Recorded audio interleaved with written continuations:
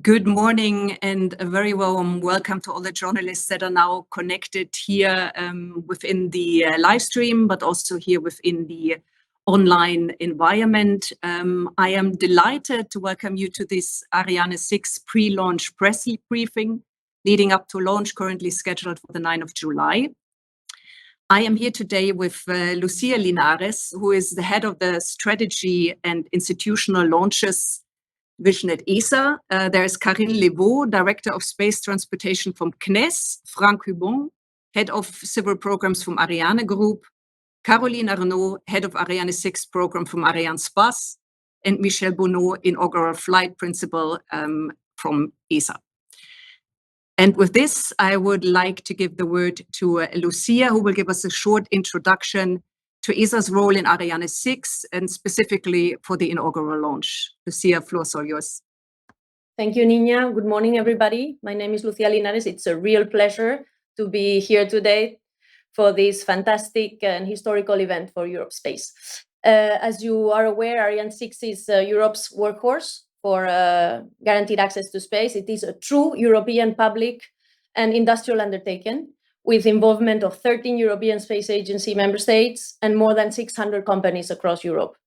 The European Space Agency is responsible for the Ariane 6 program, and in that capacity, ESA procures the Ariane 6 launcher system from the launcher system prime contractor and design authority, Ariane Group. Franck Hubon is here with us. Also procures the launch base development from the French Space Agency CNES, which is also design authority for that base, and Karine Leveau is also here. And ESA is also the launch system architect, and after this development, will entrust the exploitation of the launcher Ariane 6 to Arianespace. Caroline Arnaud is also with us today. This inaugural launch is also part of the Ariane 6 development program and therefore is under ESA responsibility.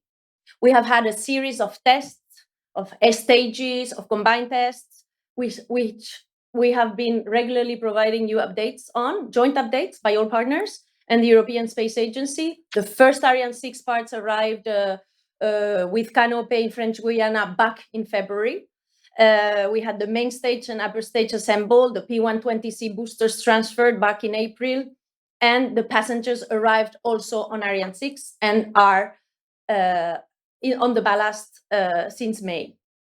Now we have the Ariane 6 now on the pad. We have had a historical moment because last Thursday we had a wet dress rehearsal. During that wet dress rehearsal, everything went as planned. We have fantastic news. Of course, we're still analyzing the data. It might take a few days still, but all we have up to now says that our baby Ariane 6 is working perfectly, including on the propellant loading and all the range and ground control software checks. So this was the very fine milestone before launch. We are ready for launch. And with my colleagues, we're also ready for your questions. And I will hand over the floor to my colleague, Karine Leveau. Thank you. Thank you, Lucia. Good morning, everybody. As you already know, and as Lucia said, the CNES, the French Space Agency, with its Space Transport Directorate, is involved in the Ariane 6 program with several responsibilities. We are the prime contractor of the launch base, which includes the launch complex development and the adaptation of the means of the launch range. Some people of the Space Transportation Directorate are in the ESA integrated team in charge of the program, of the Ariane 6 program. And CNES is as well in charge to verify the correct application of the French Space Operation Act.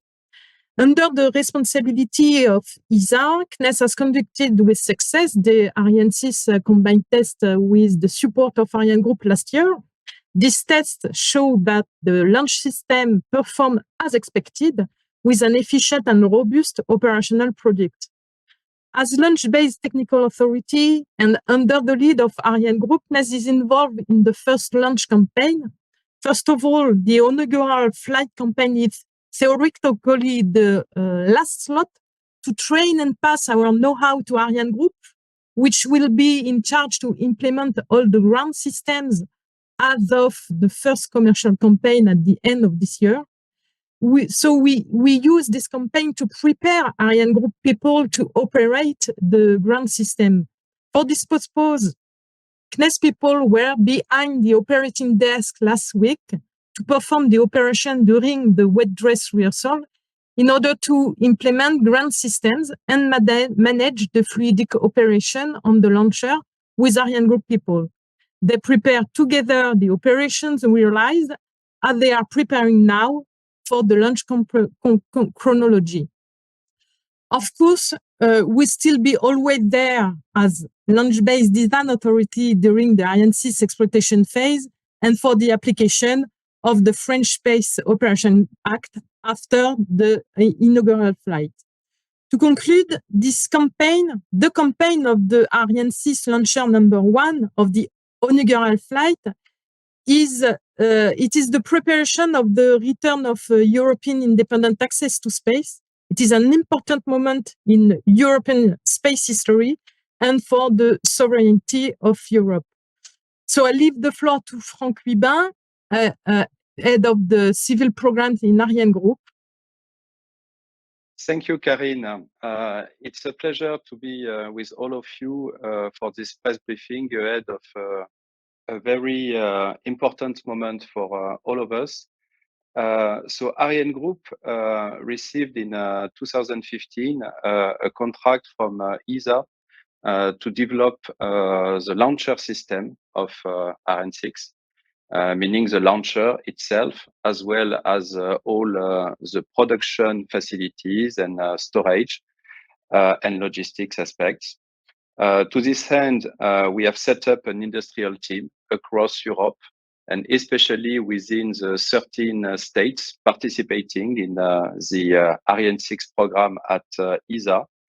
Each partner has a key role in this program. And the way we have gone together as a team is a collective achievement. We have already passed in Kourou several important milestones so far with a combined test, as you know, the firing test on the launch pad. And we have used all these steps to make the transition as smooth as possible between development and production, between the distribution of roles for the development of the launch system and the commercial exploitation by Arianespace. The inaugural flight is a very important moment for all stakeholders in this program. Expectations are very strong also. We all keep in mind that this inaugural flight is also the start of a very important phase in the Ariane 6 program, the start of a production ramp-up of a progressive extension of Ariane 6 capabilities in different versions to serve the needs of all customers. And this is why we prepare that very closely with Arianespace. We will operate the second flight of Arianespace. And I would like to hand over to Caroline to elaborate more on the part of Arianespace in this adventure. Thank you, Franck. So, as mentioned in introduction, my name is Caroline Arnoux. I'm in charge of Ariane 6 program and customers relation in Arianespace. And I'm very pleased to be here today for this press conference. So Arianespace is in particular in charge of the marketing and the commercialization of Ariane 6. And as introduced by Franck, Arianespace will be operating Ariane 6 from the second launch, which will be in fact the first commercial one. In addition, in the frame of the inaugural flight and following ESA request, Arianespace provides a support to ESA for the relation with the passengers of this first mission. And it's the reason why I give the floor now to my colleague Michel Bonnet from ESA. Good morning, everybody. So I'm Michel Bonnet. On this campaign, first campaign, I have the name of inaugural flight principal, so meaning that I'm in charge of the overall coordination of the preparation activity and execution of the launch campaign. So an activity which starts from the mission preparation, so the design of the mission for these first flights, then the launch campaign, and let's say we will go up to the analysis of the flight data that will take place in the few weeks following the launch. So as you know, I'm already in Kourou, so I started the activity in Kourou more or less at the end of February, where we started the integration of the central core. So, and now we have since a few days a launch fully integrated on the launch pad with a number of nice payloads, even small but nice payloads in the fairing, and we are all ready for a nice flight on the nice 9th of July. Thank you very much, Michel Bonnet. Thank you very much to all the speakers. So this would open the floor to any questions from the journalists currently connected. As you can see in the chat, you have the opportunity to ask questions. You can raise your hand and we will give you the microphone, but you can also type the question here in the chat. We can read it for you if you cannot unmute, or if you have difficulties speaking where you are. If there are any questions, please let us know now. Thank you.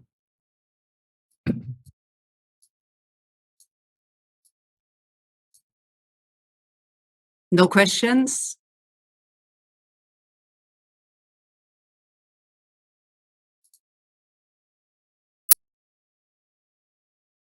Should I go ahead with the question? Yes, I can see that Jonathan has a question, but I think that's not Jonathan speaking, isn't it? No, it's Peter DeSalding. Exactly. Peter, you go first then. All right, thanks very much. So thank you for doing this. Just a clarification. So the wet dress rehearsal last Thursday was apparently nominal from the first pass at the results. I'd just like to get some clarification from you all on what remains to assess from that wet dress rehearsal and how likely it is that that could affect the launch date. Thanks. I can start, and then maybe Michel can continue and complete my answer to you, Peter. Thank you. So yes, as we said, the wet dress rehearsal that took place on Thursday seemed to be a full success. We are always cautious because we're still retrieving data, and this data needs to be analyzed, and it can take up to a week in full. But there's no impact on the launch date. We have the target date on the 9th of July.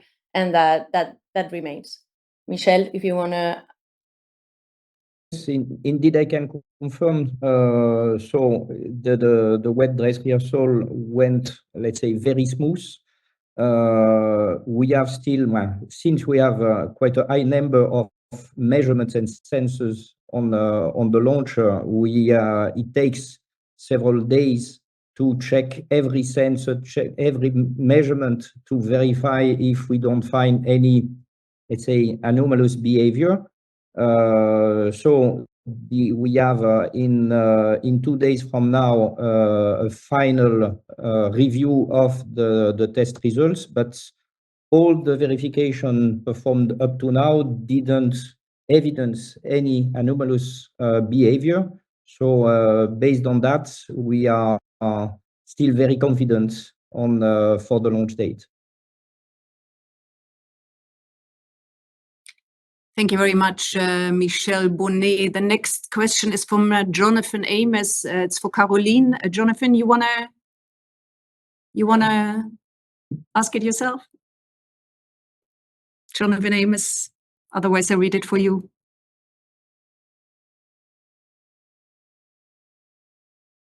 Jonathan, question is about the current Ariane 6 order book. If you could tell us more about that, Caroline, how many, what proportion are Amazon Kuiper? If you can elaborate a bit on that, that would be appreciated. Okay, so we have on Ariane Space side for Ariane 6 a quite impressive order book.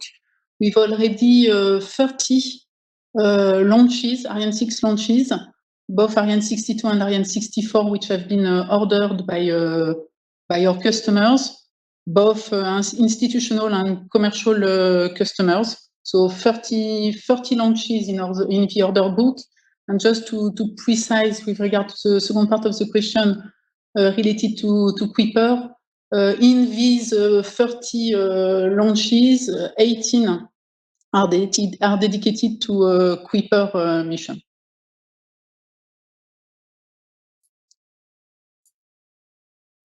Thank you very much. We have the same question from Jeff Faust and from Dieter Zurich on the launch window, actually. How long is the launch window? And I saw that there was also a question on further launch opportunities if the 9th of July would not be possible. Who wants to take that question? I can start. So the window we have is today 20 to 23 hours Central European time. That means 15, 18 hours Kourou on the 9th of July. Of course, if there were to be a need for a postponement for meteorological reasons or otherwise, it would depend whether we have proceeded to the filling or not. So if we have not proceeded to the filling, then it's 1 day. If yes, then we need to, of course, take the propellant out. It might take 2 days, and that's our baseline today. Thank you very much, Lucia Linares. Next question is from Robert Gast, Die Zeit. Do you want to ask yourself, Robert? Don't know if you can speak.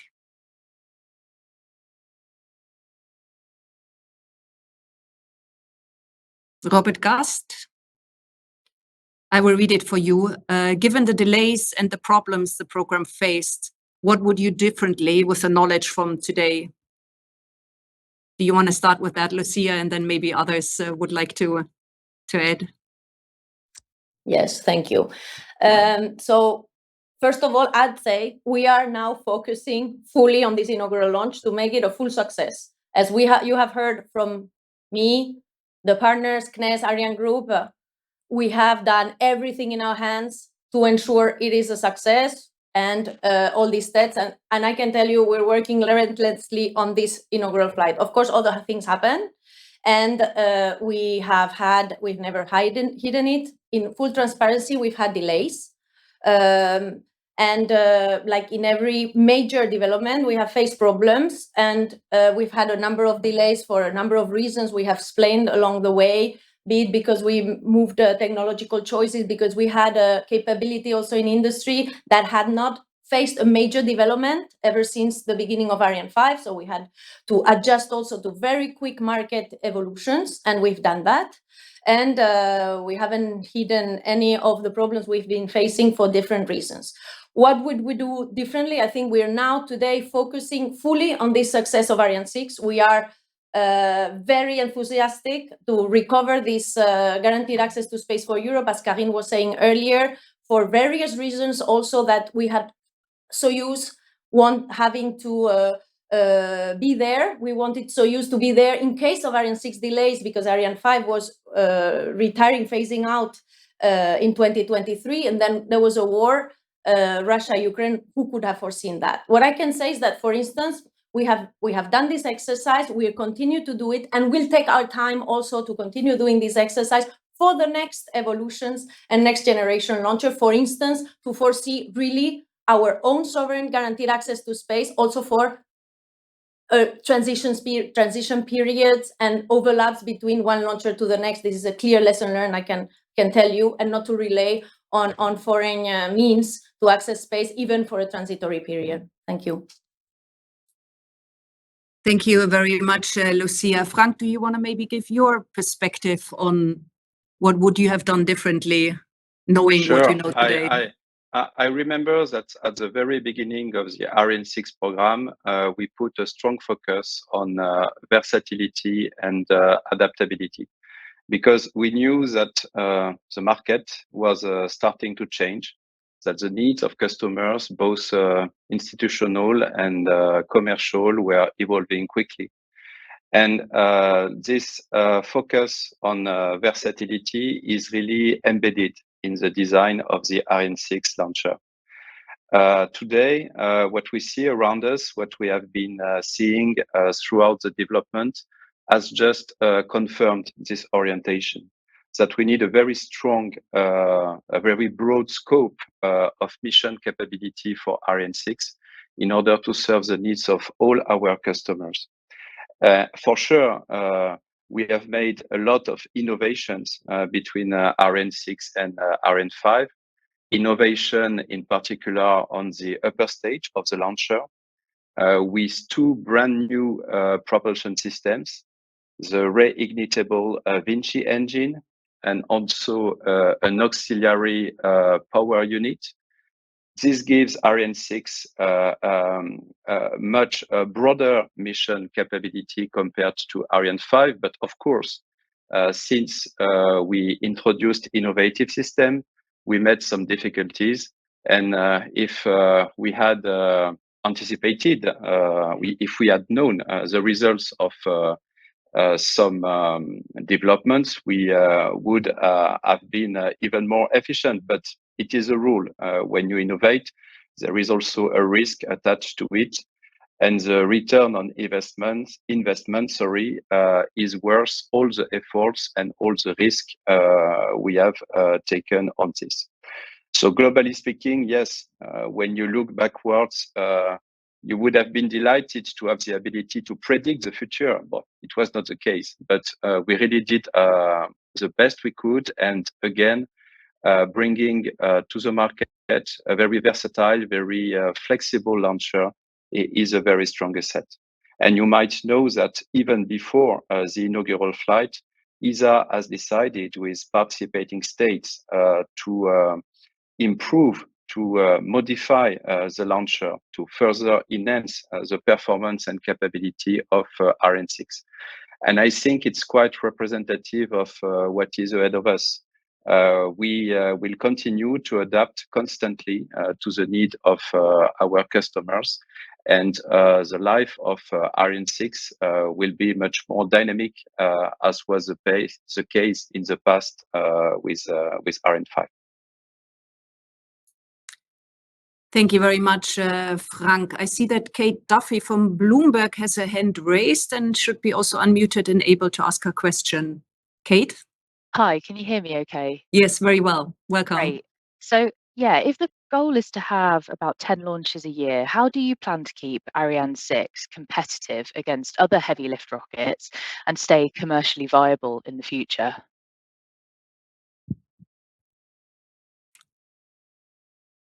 Thank you, Kate. Yeah, hi, Kate. I'll start, and maybe also on the commercial market, my colleagues and partners may want to add.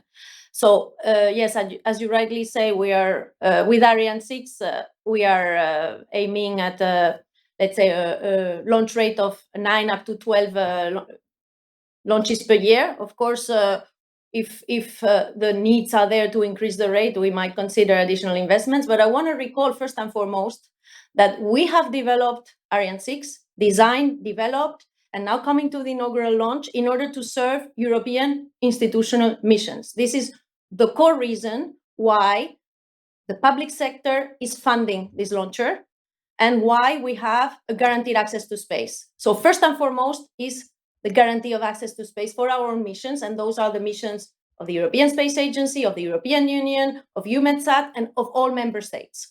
This is the core mission of this launcher. And then, of course, in order to offset those costs for the public sector, the launcher is also operated and serving commercial clients under the responsibility of Arianespace for both institutional and commercial clients.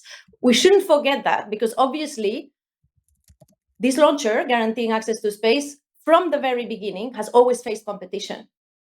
It was different competition along the life since 79 of Ariane 1, different launchers, different countries, but competition has always been there also because Europe has a limited market, not only institutional, but also our market that it can have access to in the commercial market is quite reduced because most countries have their own ways to launch into space. And even today, with the advent of constellations, which Ariane 6 will be serving and really fully adapted for that, Franck was earlier saying that the full innovation, core of the innovation is on the upper stage, which is particularly fit for constellations, which is the market that is promising and that is increasing exponentially. So obviously, what I can say, and Caroline was saying about that, is that on the commercial market, we have firm orders. It's quite exceptional, you know, that we have 3 years of orders, and this launcher has not yet been on the path soaring into space.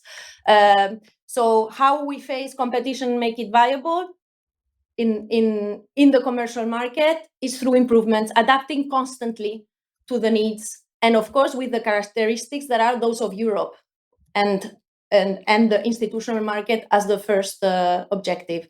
I don't know if Caroline wants to add anything on the market. Thank you, Kate. No, thank you. I think you have mentioned most of the points which need to be raised.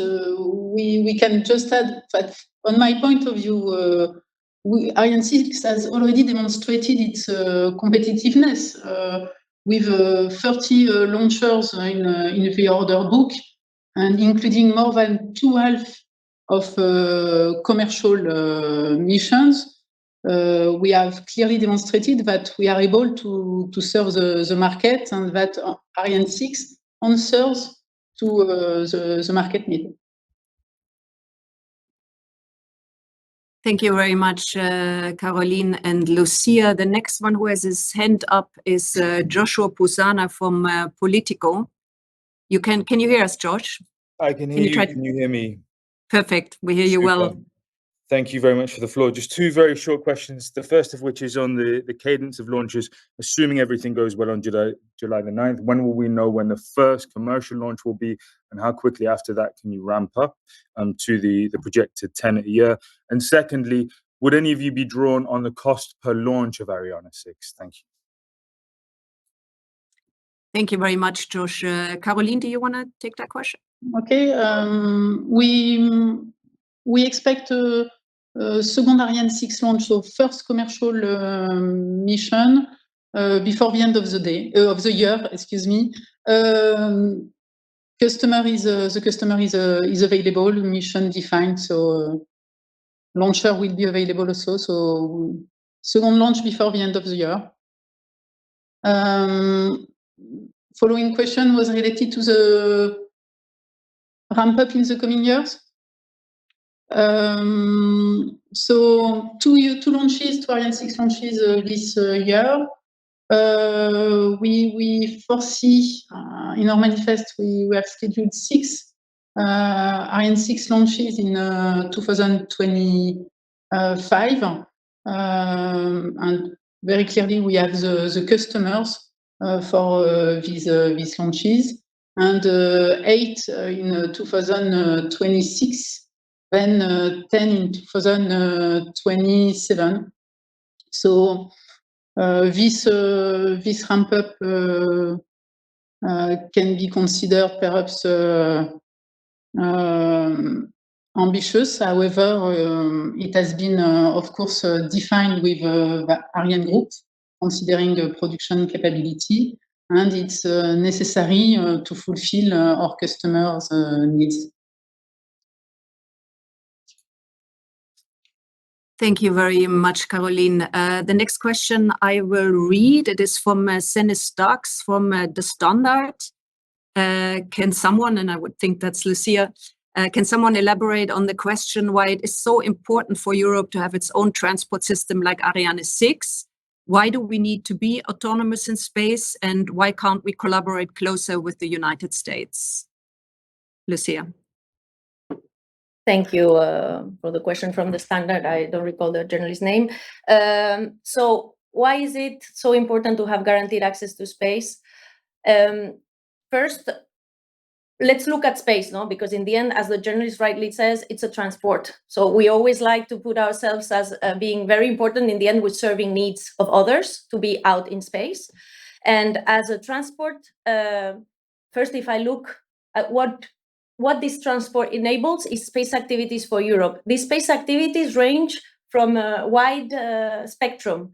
And when I try to explain my children what it is, I try to think out of my little box. And, you know, they are on their phones, they are coming out of a building and they're trying to find their way somewhere, or they're calling their friends over the phone. That's what the citizens can relate most to, that a meteorological weather forecast. But from that, there's whole spectrum of institutional needs that are then coming to every citizen in Europe. That might be surveillance, that can be Earth observation functions in order to follow fires and not only meteorology, that can be serving military needs. And we have seen what it means all over the years, and we thought at one point this was over, that we maybe could go through collaboration to access space with others on a continuous basis. But unfortunately, recent events have also shown us that this was not the beginnings of accessing space, because I recall in the very beginning of developing Ariane, at its early stages, it was considered whether we could proceed with collaboration with friends, such as the United States, but then conditions were put on the table. It was, okay, but you cannot do commercial activities, only institutional. So of course, when one wants to do something without constraints, and mostly so in such a strategic area as space activities, the first step to get there is accessing space. It's getting out of the pool of the Earth and getting there and putting the satellites, also doing economy. So that's for the applications. There's also the whole challenge and interest of having economic growth and benefits for the whole of the citizens on Earth. So you don't want to depend on anybody. And that's why all the nations that are spacefaring nations want their own access to space. This is the first tiny but hugely important and critical step to having your own space activities out there. And it becomes more and more as years go by a critical area here on Earth. And we're seeing it increasingly so in the last 5 years. Thank you. Thank you very much. Caroline, we have a few questions. Maybe you can elaborate on that, on the cost of an Ariane 6 launch. I'm sorry, it's not the. I think it's not the subject of today's media briefing, and so I will not enter into the detail. Perhaps what we can just mention is that obviously the launch service price answers to customers' needs since they sign with us and since they're waiting for Ariane 6 to answer to their needs. Thank you, Caroline. Next one is Celestine Hartbrich from VDI Nachrichten. If all is good, Celestine, you should be unmuted. Yeah, can you hear me? Yes. Welcome. Good. Yeah, thank you. The question I have, there's two of them actually. If the inaugural launch fails, will ESA be still in charge of the second one? And related to that, what would you expect to be, or the minimal delay in the program to be in the case that the first launch fails? And the other question, will the Vinci engine deorbit the upper stage already in the first launch? Thank you. First question for Lucia, I think, and the second one maybe Michelle can elaborate on. Very good. So yes, on the first and second related one of Celestine, and then there's a third one for Michelle. So I have to say it's always good to think, what if, things go wrong? And we have that in our minds every day. I want to underline, and bear with me for that, we are working so everything is a success. Now, what if the inaugural launch fails? You have 2 questions on that. Would ESA continue to be in charge? And what would be the delay? I can say this launch is under ESA responsibility. Of course, if something goes wrong, it can be for a huge variety of reasons. And then what we would do if something goes wrong is, with all partners, look into the reasons, first exploit the data and recover. And obviously, ESA in principle would be continuing to be in charge together with the partners that you see represented around this virtual table. And the delay would very much depend on the cause of the anomaly or failure. And I pass on the floor to Michelle on the Vinci, the orbiting, which is one of the key areas of Ariane 6. Yes, indeed. So on this first mission, we will perform, let's say, all the checks regarding the capability of the launcher, and in particular, since one of the main innovation on the launcher is upper stage with its capability to be reignited. On this mission, the Vinci will be ignited 3 times. And the last burn will be used for the orbiting of the upper stage. So we'll have a first burn, let's say, as a standard for an upper stage. The second burn will allow to circularize the orbit, and then the third one will be for the deorbitation.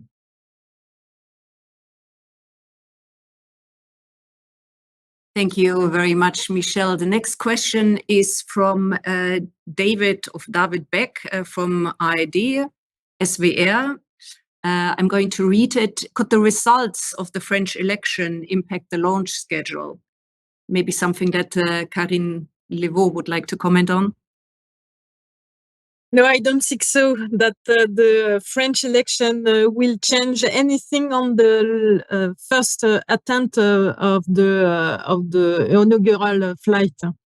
Obviously, it is something very important for the French, but it's completely decorrelated of the political debates which are ongoing today in France. Thank you, Karine Levaux. Next question is from Robert Wall, Aviation Week. Are you able to speak, Robert? Otherwise, I read it. Robert Wall, Aviation Week. Can you hear me? Yes. Great, thank you. Since some of my questions were answered on the launch cadence, let me adjust slightly. You walked us through the launch sequence out to 2027, and you also said you have 30 launchers. But in that time frame between now and end of 2027, are there still launch slots available if someone wanted one? And when do you expect to fly the 4-booster version? And when do you expect to fly the first Amazon satellite? And thank you. Thank you. A variety of questions. Caroline, do you want to start with it? Okay, we will have Ariane 64 launches next year, around mid of next year. Concerning Kuiper launches and precise schedule, of course, it has been defined with the customer, but following customer with the agreement with the customer, I'm sorry, but I'm not allowed to disclose any information related to Kuiper contract and Kuiper deployment. The next question is for Michelle from Jonathan Amos. Can you outline the flight profile for the launch? What orbit are you going to? And there are still, and then one for Frank, I think, or Lucia, there are still more than 150 Ariane upper stages in orbit. This is a long legacy of space debris. Will this end with Ariane 6? Maybe Michelle can start with the first one. Yes, so for the regarding the mission, so we will fly a LEO mission at reaching an orbit, a circular orbit at 580 kilometers with an inclination of 62 degrees. This choice, in particular regarding the inclination, which is not, let's say, very standard, is mostly driven by the fact that for a qualification flight, we are looking for a visibility from ground station nearly for all over the trajectory. And this is obtained with a set of tracking station all around the world. And so we will have, what I can say also is the mission is split, let's say, in two phases, where we have a first phase, what we call commercial flight, so a typical commercial flight where we will release CubeSats on this circular orbit at 580 kilometers. Then we'll follow a demonstration part where we will check, in particular, the behavior of the upper stage, and in particular, trying to verify the behavior of the propellant and capability of the APU to settle the propellant, which is really important for future missions like Galileo missions in particular, where we have very long caustic phases.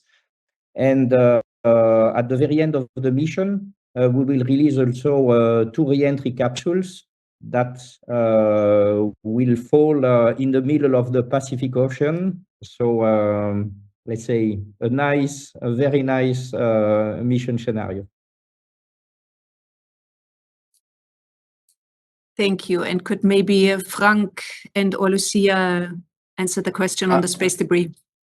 Yes, I will start, and I guess that Karine will want to add a word, because here the key point is about the French Space Operation Act, which was adopted in 2008, and which has opened the way to a much more sustainable operation towards space and in space. The level of requirement of the level of ambition in the management of debris, and more generally in the security and safety of space operation, has dramatically increased over years. And the Ariane 6 program, from the very beginning, has been designed to fit and perfectly comply with all these new requirements. So deorbitation was one of the key features in Ariane 6. And as you have seen, this is something we will test from the very first flight of Ariane 6. In parallel, we have an heritage of past space operations, of course, not only from Ariane, which is not by far, which was not the biggest contributor to space operations in the past. And this calls for mitigation measures, including the monitoring of space debris, a domain in which Ariane Group is also developing solutions for space awareness, space surveillance. What is clear is that we progress constantly towards more sustainable operations. And maybe Karine, if you want to add some words on that.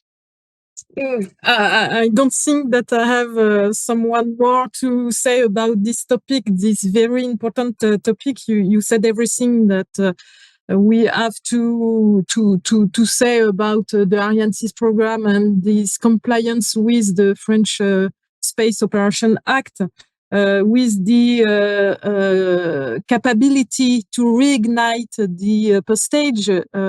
We assure the deorbiting of this upper stage in order to go to the reduction of the space debris and the volunteer to have sustainability of the access to space. So everything you said, Frank, is all we can say about this topic. I have nothing to add. Lucia, do you Yeah, just indeed maybe want to add? Beyond the space part, which was well covered by Franck and Karine, that the topic of sustainability is something which we are looking at very carefully in the Ariane 6 program, also to see how we have action to ensure our responsibility. And this goes from, of course, the deorbiting in the responsible use of space, but also on ground. So with life cycle assessments, we have sensors on ground to see how to measure CO2. We have a boat you've heard about, Canopy, for shipping the different rocket elements. It's a wind-powered one, but also I think we can talk, and Karine better than myself also, on the E1 project, on which ESA and CNES are working for sustainable production of liquid hydrogen and oxygen that fuel Ariane 6. And we do so with production of hydrogen through solar power electrolysis in French Guiana. I just want to say that, of course, Jonathan's question was about the deorbiting, but I think this reasoning goes much beyond, and it is a responsibility also of the public sector to look at this. Thank you. Thank you. There's a follow-up question from Jonathan Amis, BBC, I think for Frank Heuban. Given you have started manufacturing Ariane 6, can you be definitive about the cost of production of the vehicle versus Ariane 5? Is it like 40% cheaper to produce, 50% more? Can you give an indication? So the industrial scheme of Ariane 6 is radically different from the one of Ariane 5. We have gathered activities into consistent industrial clusters. We have optimized the logistical chain, including sustainable means such as a canopy ship, the sailboat to transport the launcher stages across the Atlantic. And from the very start, we have included industrialization objectives and production objectives in the development of the launcher. This is an evolution similar to the one you may observe in other sectors of activities like the aeronautics. From the very beginning, industrialization is part of the development specification. Comparing the cost of Ariane 5 and Ariane 6 does hardly make sense with regards to the evolution of the economic conditions, and also, even more importantly, with regards to the difference between the mission capabilities of Ariane 6 and Ariane 5. You may only make a comparison if you refer to the same mission, to the same service delivered to the same customers. And today, what we can say at least is that regarding production cycles, we start at the very beginning of Ariane 6 with the same production time as at the very end of Ariane 5 exploitation, meaning that our learning curve will start at the best point we could achieve with Ariane 5.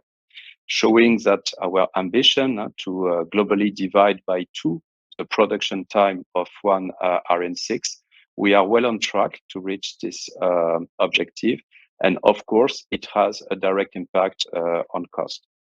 Another impact is about the production rate. With Ariane 5, we hardly went above 6.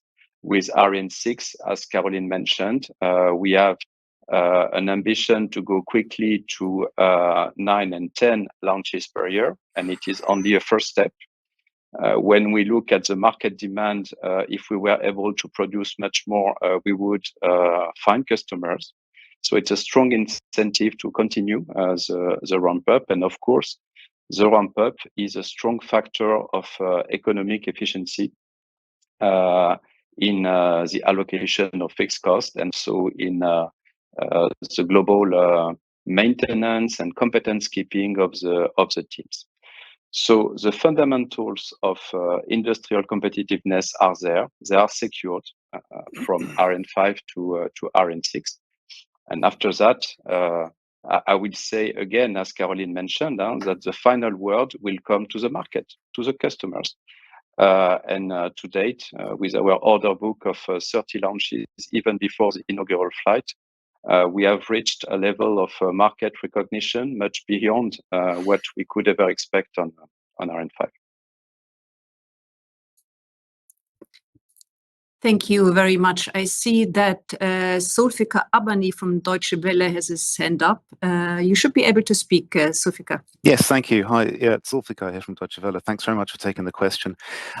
So yeah, I'd like to know a little bit more about the sustainability. I mean, you've mentioned the new fuels and deorbiting, but also I read in the press kit something about potentially sending up certain elements up into a graveyard orbit, which we know is not necessarily the best because fragments do fall over time, and that's not entirely sustainable according to your own research. So I want to know a little bit more about that, whether that's really going to be an option for you, but also this idea of keep coming back to this thing about cost while listening to you all discuss these issues, and I'm wondering how you can square this sort of idea of securing access to space with public funds in a very more in an increasingly commercial environment, and an environment where there's an increasing sense of collaboration between peoples. So far, it seems quite protectionist, this idea of securing Europe's access to space when people on the ground just want to have public and commercial services provided. They're not really interested in all of this. I mean, that's essentially what it's coming down to for me, and the global interests in space rather than just Europe's interest in space. That's Thank you very much. Lucia, do you maybe want to start and then partners can add? Sure, I'll start with I guess the last question, then there's the question on the graveyard orbit, and maybe just very quickly on that, and colleagues, maybe Michel or Franck might want to add on it. As we said, our main scenario is the stage burn up in the Earth's atmosphere, and we do that with the upper stage and the Vinci reignition. But maybe on the considerations that Zulfikar was making on the evolution of towards commercial space, and it's true, we see space is becoming increasingly commercial, and yet for accessing space, we see a tendency towards either verticalization or nationalistic trends. So it is interesting that space is not a singular direction in terms of all activities. Space is true, it's an area. We do many activities, and I say globally in the world, in space. And we have seen that there's more collaboration, as Zulfikar was putting forward, in terms of having scientific undertakings and other type of activities that are related maybe to Earth observation in certain areas again, or in communication. And yet, when we're talking of very strategic areas, which are about accessing space, but other applications such as Earth observation of particular areas on Earth, or serving purposes that are more military related, then the commercial aspect of it is not so overtaking. So I'd say I would fully agree with the fact that we're going towards more commercial since a decade, but I won't say it's fully commercial in all areas, and it is still, and I believe will continue to be so, very, very strategic domain for many governments around the globe, and therefore the relaying on those services need to be, in particular for accessing space, own means. And when I say own, mostly of the country or the spacefaring nation, which we're talking about. I don't think we're seeing yet that occurring for access to space. Thank you.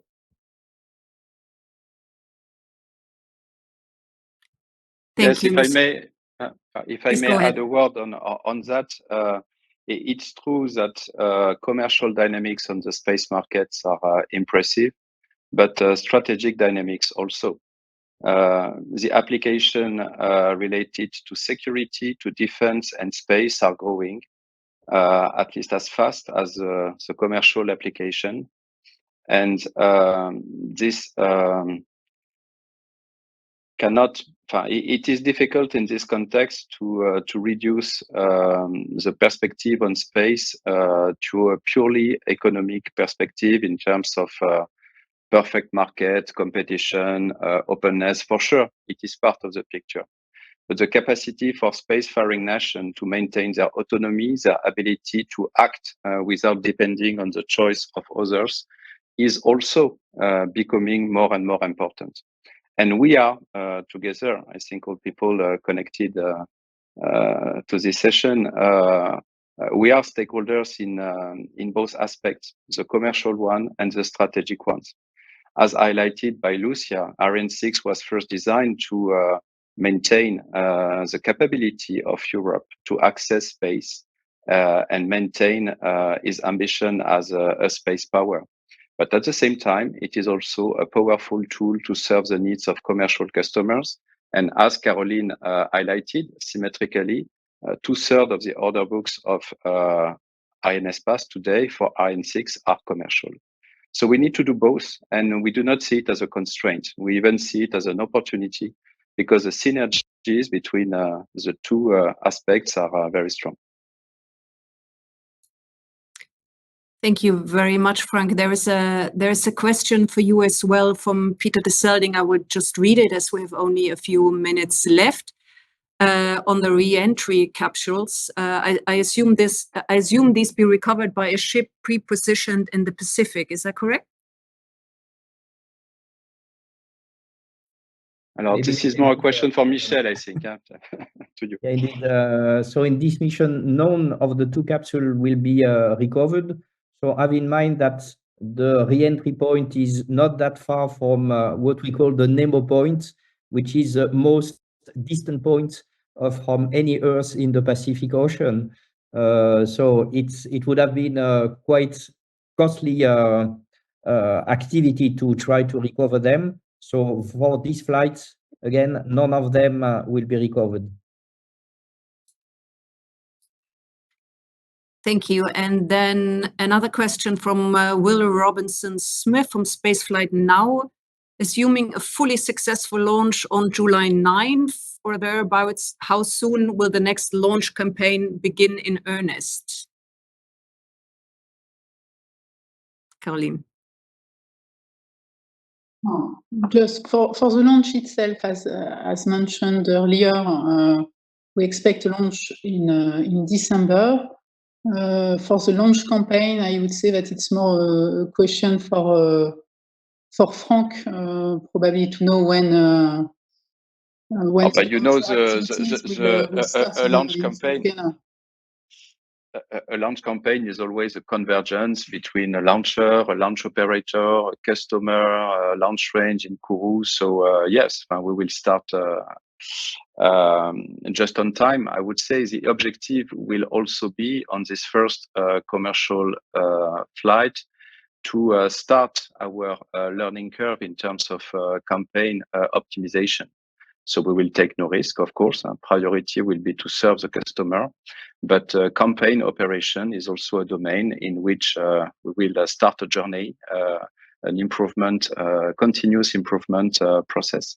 And so we will do our best to do it just on time.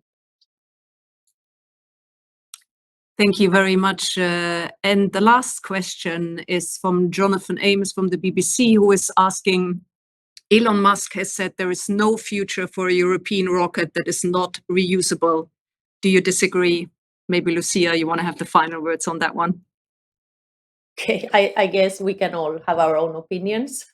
They are only belong to the individuals. What I can just reaffirm is that, as said previously by my partners and colleagues, we have an order book that is full. Arianespace has an order book that is full. I guess the word is to the customers here, institutional or commercial. They are to be said. Ariane 6 is an answer to their needs, and we'll see. We'll go through the inaugural launch, we'll serve those customers, and we will continue improving. And of course, we are also in Europe working on reusability. Thank you. I have nothing more to add. Thank you very much, Lucia, and thank you very much to all the speakers that have been with us today. It was a real pleasure. Thank you also to the journalists connected. If you have any additional questions or you have new questions, do not hesitate to contact us by email as usual, and we will answer them. Thank you very much and have a very good day. Thank you. Thank you. Thank you.